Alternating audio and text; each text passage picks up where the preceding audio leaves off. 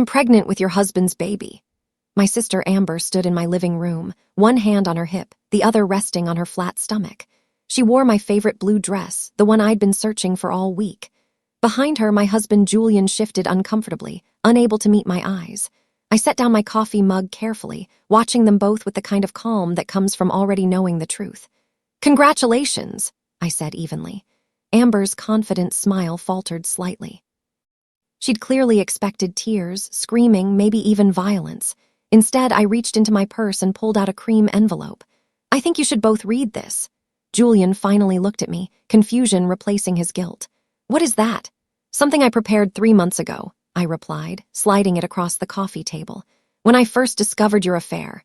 The color drained from both their faces as I walked toward the door, grabbing my pre-packed overnight bag from the hall closet. "Enjoy the house tonight. I'll be staying elsewhere. We'll talk tomorrow when you've had time to process everything." My name is Brooke Caldwell, and until yesterday I thought I had a perfect life. At 34, I was a senior accountant at Harrison Financial Group, married to Julian for 7 years, and living in a beautiful suburban home we'd bought together. My younger sister Amber, 28, had moved to our city 2 years ago after dropping out of college. She'd been struggling, so Julian and I offered her our guest room temporarily. That temporary arrangement had lasted 18 months. I'd supported her through 3 failed job attempts, paid for her certification courses, and introduced her to my professional network. Julian had been equally generous, helping her with resume building and interview preparation. What I hadn't known until 3 months ago was that their late-night sessions weren't about career development. I discovered the truth accidentally. Julian had left his laptop open, and a message notification popped up. "Can't wait until she's at her conference next week. I miss falling asleep next to you." I didn't confront them immediately. Something held me back, maybe instinct, maybe self-preservation. Instead, I started watching more carefully.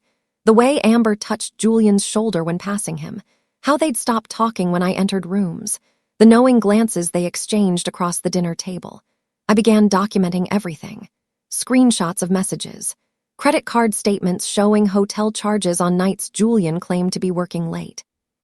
Photos of Amber wearing my jewelry, my clothes, slowly replacing me in my own life.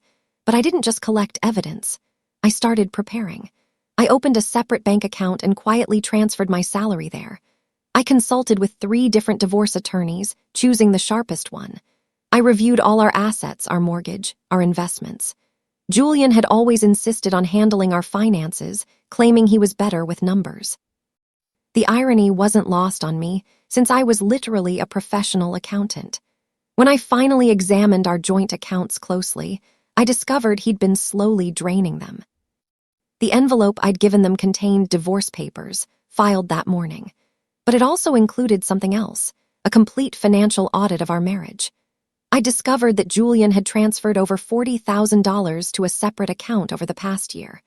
Money he'd taken from our joint savings, our emergency fund, the account we'd been building to start a family. According to text messages I'd recovered, he'd been planning to leave me for Amber all along. They were going to use our money to start their new life together. What Julian didn't know was that I'd already frozen all our joint accounts that morning. What Amber didn't know was that the pregnancy announcement she'd rehearsed for maximum impact was actually going to destroy her relationship with our entire family. I'd been recording our conversation on my phone. The video was already uploaded to a private cloud folder, time-stamped and secured. At my attorney's office, I sat across from Patricia Green, the lawyer I'd chosen for her reputation. "You're probably reading the papers right now," Patricia said, reviewing her notes.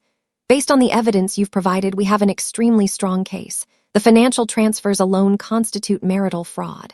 I nodded, feeling surprisingly calm. "What happens next?" "Tomorrow, we'll file a motion for emergency relief. With proof of his financial misconduct, the judge will likely grant you temporary exclusive possession of the marital home. Julian will have to leave." Patricia looked up from her papers. "How are you holding up? This can't be easy." "I've had 3 months to process it," I admitted. "The shock wore off a long time ago, now I just want justice." My phone buzzed incessantly. Messages from Julian, from Amber, increasingly desperate. I ignored them all. Instead, I called my mother. "Mom, I need to talk to you about something important. Can you and Dad come to your house tomorrow morning? It's about Amber and Julian." her voice filled with immediate concern. "Of course, sweetheart." "What's wrong?"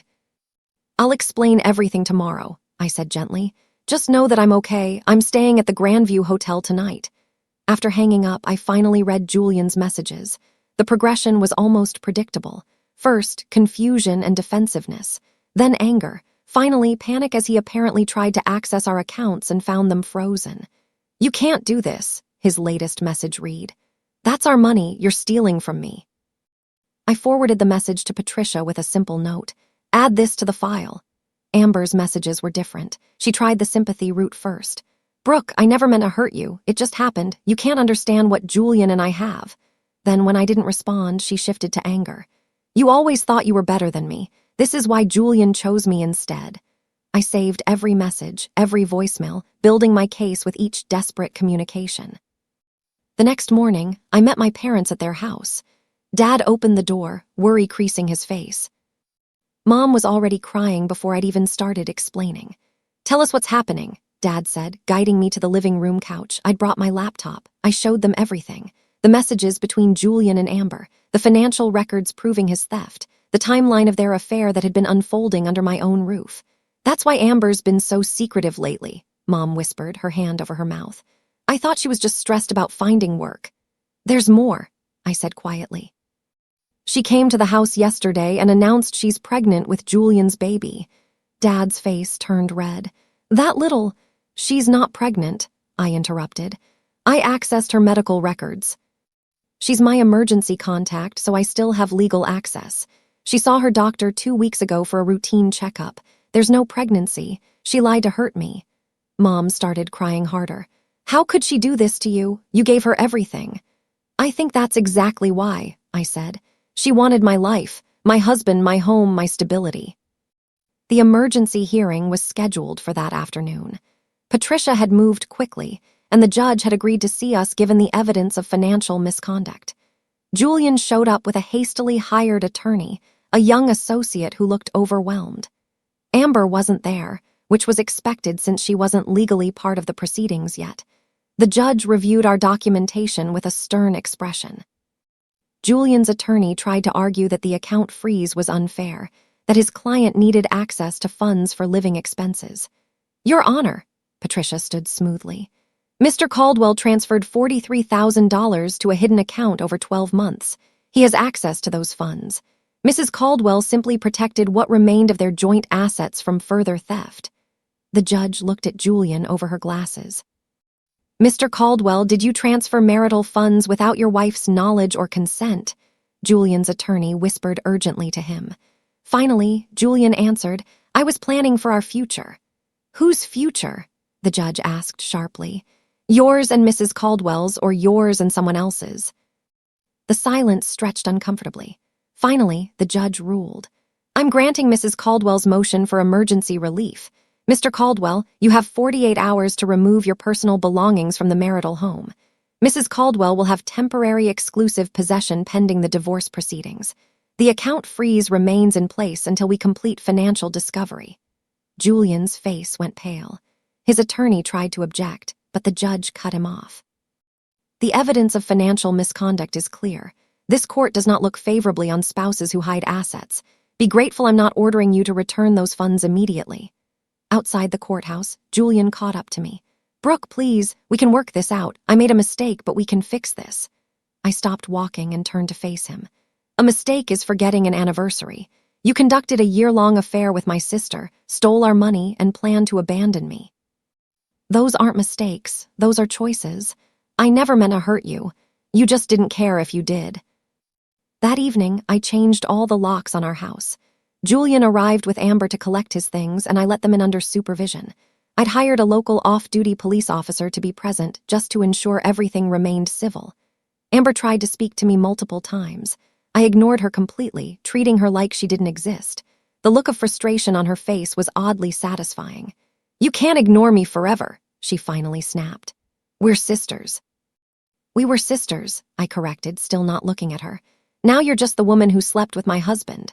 Julian packed quickly, taking only his clothes and personal items. He tried to take the television from our bedroom, but I stopped him. "That was purchased with joint funds and stays with the house." His face reddened. Everything here was purchased with joint funds. Exactly, which means you have no right to remove anything beyond your personal belongings. Read the court order. After they left, I walked through the house slowly, reclaiming my space. I removed every trace of Amber from the guest room. Her clothes, her toiletries, the photographs she'd placed on the nightstand. Everything went into boxes that I stacked in the garage. Then I called my parents. "It's done, they're out." Dad's voice was heavy. "Your mother wants to talk to Amber to understand why she did this." "That's your choice," I said carefully, "but I won't be present for any family gatherings if she's there. Not now, maybe not ever." "We understand, sweetheart." "You're our priority." My older brother Garrett called next. He'd heard everything from our parents. "I'm sorry, Brooke, I can't believe Amber would do something like this." "How's Mom handling it?" I asked. "She's devastated. She keeps asking where she went wrong, how she didn't see this coming." "It's not her fault," I said firmly. "Amber made her choices. She needs to own them." At work, I requested a meeting with my supervisor, Helen Porter. I needed to inform her about my situation before workplace gossip started spreading. Helen listened carefully as I explained my impending divorce, keeping the details professional. "Take whatever time you need," she said sympathetically. "Your work has always been excellent. We'll support you through this." "Thank you. I'd prefer to stay busy, actually. Work is the one place where I feel in control right now." She nodded understandingly. "Just let me know if that changes." Over the next 2 weeks, the divorce proceedings intensified. Julian's attorney finally received the full accounting of the hidden funds. Patricia had traced every transfer, every withdrawal, building an undeniable timeline of financial deception. Julian tried to claim the money was for business investments, but he couldn't produce any documentation. No business plans, no investment records, nothing to support his story. Meanwhile, Amber's fake pregnancy announcement had spread through our family. My Aunt Carolyn called, concerned. "Is it true? Is Amber really pregnant?" "She told me she was," I answered carefully, "but I have reason to believe she lied." "Why would she lie about something like that?" "You'd have to ask her." 2 weeks after the hearing, Amber finally admitted the truth to our mother. There was no pregnancy. She'd lied, hoping to force Julian to leave me faster to accelerate their timeline. Mom called me, crying again. "She admitted it. There's no baby. She lied to everyone." I felt vindicated, but also sad. My sister had become someone I didn't recognize. "What did she say when you confronted her?" I asked. "She tried to justify it. Said you wouldn't understand, that she and Julian are in love, that sometimes people can't help who they fall for." I laughed bitterly. "Love doesn't steal from family. Love doesn't deceive and manipulate." "She's staying with Julian now," Mom continued. "In some apartment downtown. She asked if we'd help with rent." "What did you say?" "Your father told her no. We're not supporting this relationship. If she wants to be with Julian, she'll have to do it without our help." That night, I took stock of my situation. The house was mine temporarily. My finances were protected. My family stood behind me, but I wasn't satisfied with just surviving this betrayal. I wanted to rebuild, to show both Julian and Amber that destroying me was the biggest mistake they'd ever made. I started by focusing on my career with renewed intensity. I volunteered for high-profile projects at work, projects Julian had once encouraged me to avoid because they required long hours. "You should be home more," he'd said. Now I understood he'd wanted me home to maintain appearances while he conducted his affair during my absences. Within a month, I'd impressed a senior partner who invited me to join a special task force restructuring a major client's finances.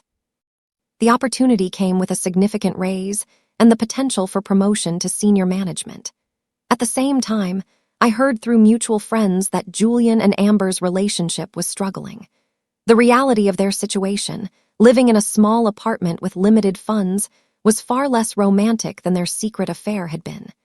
"He's constantly angry," my friend Stephanie reported after running into Amber at the grocery store. Amber looked exhausted and kept complaining about money. I felt no sympathy. They'd made their choices knowing the consequences. My attorney called with an update. "We have a court date for the formal divorce hearing, 3 months from now. In the meantime, Julian's attorney is pushing for a settlement." "What are they offering?" I asked. "Essentially, he wants to split everything 50-50, including the house. He's willing to return half of the hidden funds in exchange for you dropping the fraud charges." "No," I said firmly. "The evidence is clear. He stole from our marriage. I want the judge to rule on this." Patricia paused. "That's the right call legally, but I need to prepare you. This will get ugly. His attorney will try to paint you as vindictive, as someone who can't move on. Let them try. I have truth on my side." The next blow came from an unexpected direction. Amber filed a restraining order against me, claiming I'd been harassing her through family members and threatening her safety. It was completely false, but it required me to appear in court to defend myself. Patricia was furious. "This is a manipulation tactic. They're trying to make you look unstable before the divorce hearing." At the restraining order hearing, Amber testified that I'd been sending threatening messages through relatives and had shown up at her workplace. I calmly presented phone records showing I'd had zero contact with her since she moved out. I provided my work schedule, proving I'd been in meetings during the times she claimed I'd appeared at her job. Her attorney looked increasingly uncomfortable as her story fell apart. "Miss Caldwell," the judge said sternly, "filing a false restraining order is a serious matter. Do you have any actual evidence of harassment?" Amber's confidence crumbled.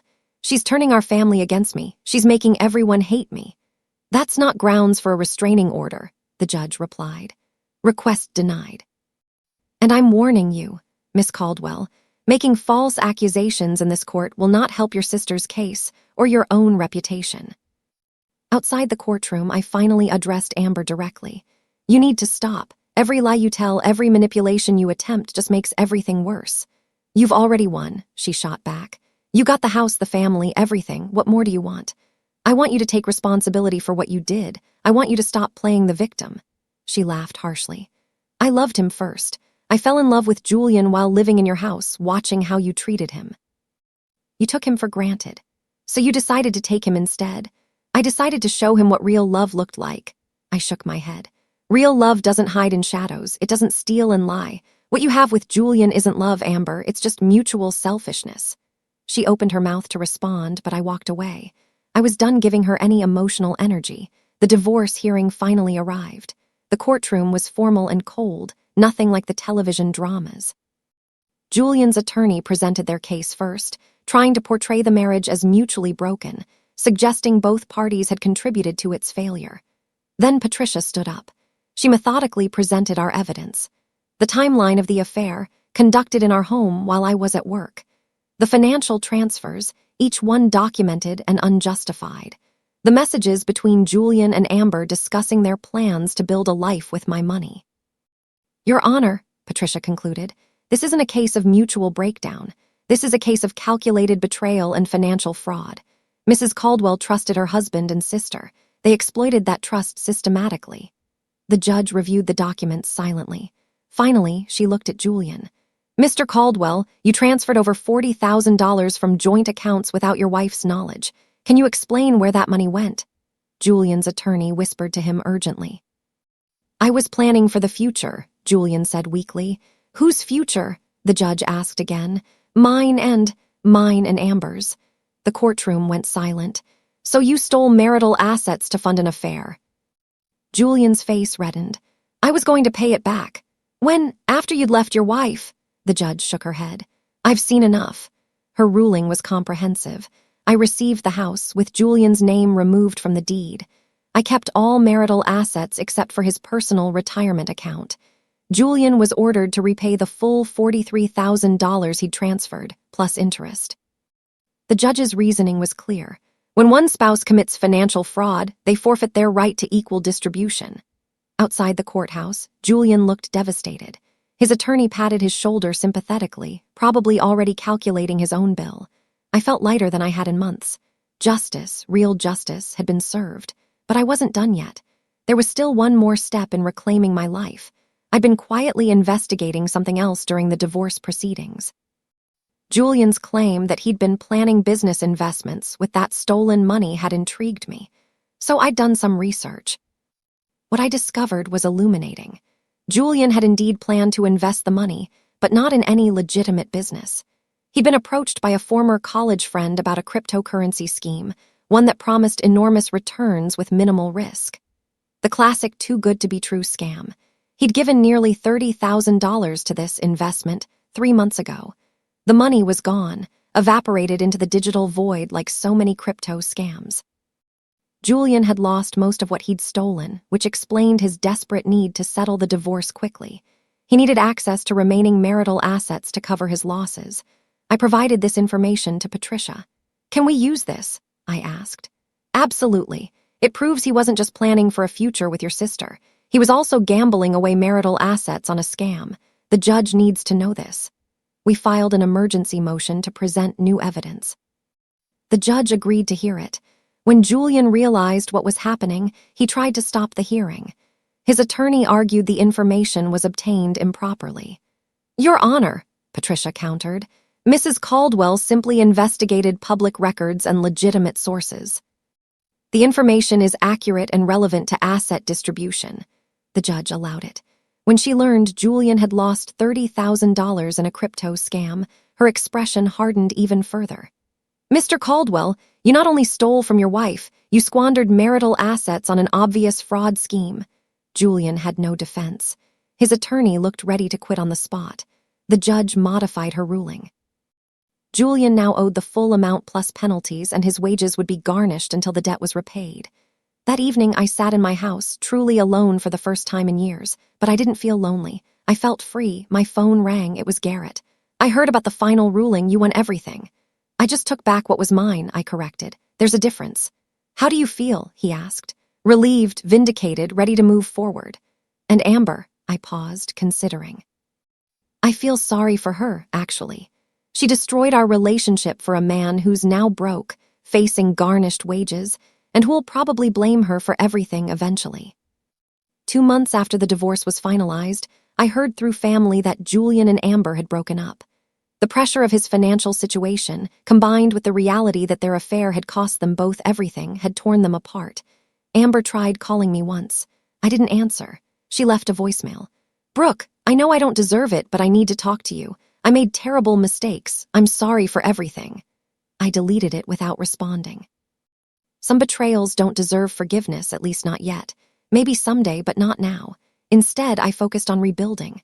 I took up painting, something I'd always wanted to try but never had time for. I joined a women's networking group and made new friends who knew nothing about my past drama. I got promoted at work, becoming the youngest senior manager in my department. Helen called me into her office to deliver the news personally. "You've earned this, Brooke. Your work this year has been exceptional." "Thank you," I said sincerely. "This job, this focus, it saved me in a lot of ways." 6 months post-divorce, I was thriving.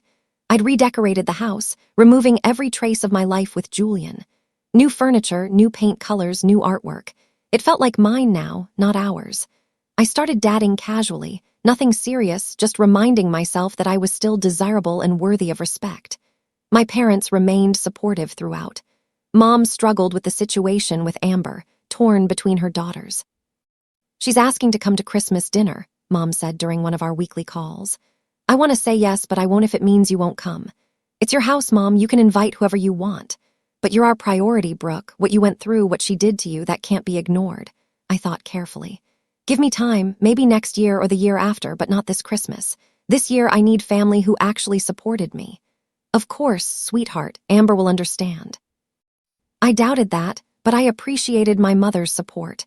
Christmas was peaceful, surrounded by people who loved me genuinely. The new year brought unexpected news. Julian's mother contacted me asking to meet for coffee. I was surprised but agreed, curious about what she wanted. Margaret Chen, Julian's mother, looked older than I remembered. She ordered tea and sat quietly for a moment before speaking. "I wanted to apologize," she said softly, "for my son's behavior, for not reaching out sooner, for everything." "You're not responsible for Julian's choices," I replied, "but thank you. I also wanted you to know that his father and I are not supporting his relationship with Amber. We made it clear that what he did was unacceptable." She paused. "You were a good wife to him, better than he deserved, apparently." We talked for over an hour. She shared that Julian was struggling significantly, working 2 jobs to pay back what he owed me. Amber had moved back to another city, unable to find work locally after word spread about her role in the affair. "I'm not telling you this to make you feel sorry for them," Margaret said, "just to let you know that actions have consequences." 1 year after everything fell apart, I stood in my backyard, hosting a garden party. Friends from work, my networking group, and family filled the space. The sun was setting, casting everything in golden light. Garrett found me by the garden. "You look happy, Brooke, really happy." "I am," I realized, surprised by how true it felt. "This year was hell, but I came through it stronger." "You did more than survive, you won." I shook my head. "I didn't win anything. I just refused to lose myself in their betrayal." My phone buzzed, a message from an unknown number. "I know you won't respond, but I needed to say this. I'm sorry for everything. You deserved better from both of us." "Amber," I showed Garrett the message. "Are you going to respond?" he asked. I thought about it, then deleted the message. "Not today, maybe someday, but she needs to understand that apologies don't erase actions. Some things can't be fixed with words." As the party continued around me, I felt genuinely content. Julian and Amber had tried to take everything from me: my marriage, my home, my stability, my family. Instead, they'd given me something unexpected: the strength to rebuild myself into someone stronger, someone who knew her worth. That was the real victory. Season's greetings from Revenge with Dorothea. The full story is now available on our channel. Kindly subscribe for more stories. Stick around. Bye for now.